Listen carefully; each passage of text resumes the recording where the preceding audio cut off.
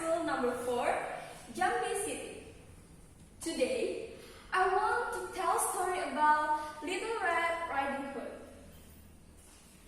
Once upon a time, there was a little girl who lived in the village near the forest.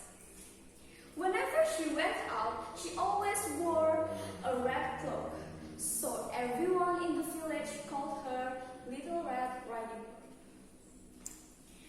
One morning, Little Red Riding Hood asked her mother if she could go to visit her grandmother.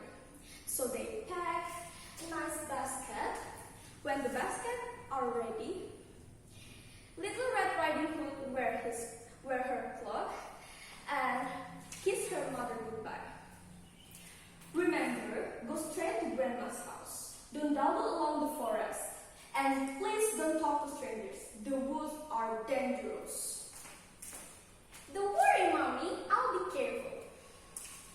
But when Little Red Riding Hood noticed some lovely flowers in the forest, she forgot her promise with her mother. She picked a few, watched butterflies flit for a while, listened to the frogs croaking, and picked a few more. Little Red Riding Hood was enjoying the warm summer day so much that she didn't notice a dark shadow approach behind her. Then the wolf appeared beside her. "Hello, little girl. What are you doing in here?" "Oh, I was on my way to visit my grandmother near the brook." Then she realized how late she was. She excused herself and rushing down the path to Grandma's house. The wolf, in the meantime, took a shortcut. The wolf, a little out of breath from running to Grandma's house. Then the wolf knocked the door lightly. Oh my goodness, dear. Come in. I was worried sick that happened to you in the forest. And then the wolf let himself in. Poor Granny didn't have time to say another word before the wolf gobbled her up. The wolf let out a satisfied bird and poked through the granny's wardrobe to find a nice gown that he liked.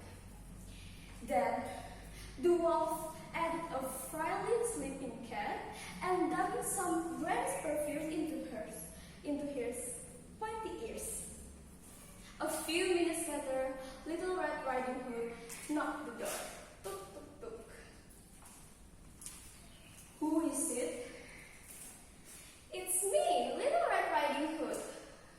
"Grandmother, what's happening to your voice? Your voice sounds so odd. Is something the matter?" "Oh, I just have a touch of a cold."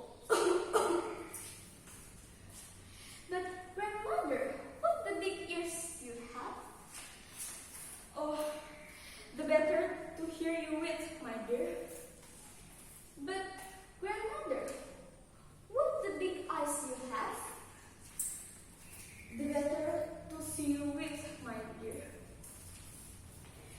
"But Grandmother, what the big teeth you have?" "The better to eat you with, my dear." Then the wolf leapt out the bed and began to chase her. Almost too late, she realized that person is not her grandmother but a hungry wolf. She ran across the room through the door. "Ah! Help! Help! Wolf!" A woodsman who chopped logs nearby heard her cry and ran toward to the cottage as fast as he could. A woodsman grabbed the wolf and made him spit out a poor granny who was a little bit frightened by a whole experience but still in one piece. "Oh, Grandmother, I was so scared. I'll never double in the forest again or talk to strangers again, I promise." Dear child, you've learned a good lesson today. Thanks for a kind woodsman who helped you. Then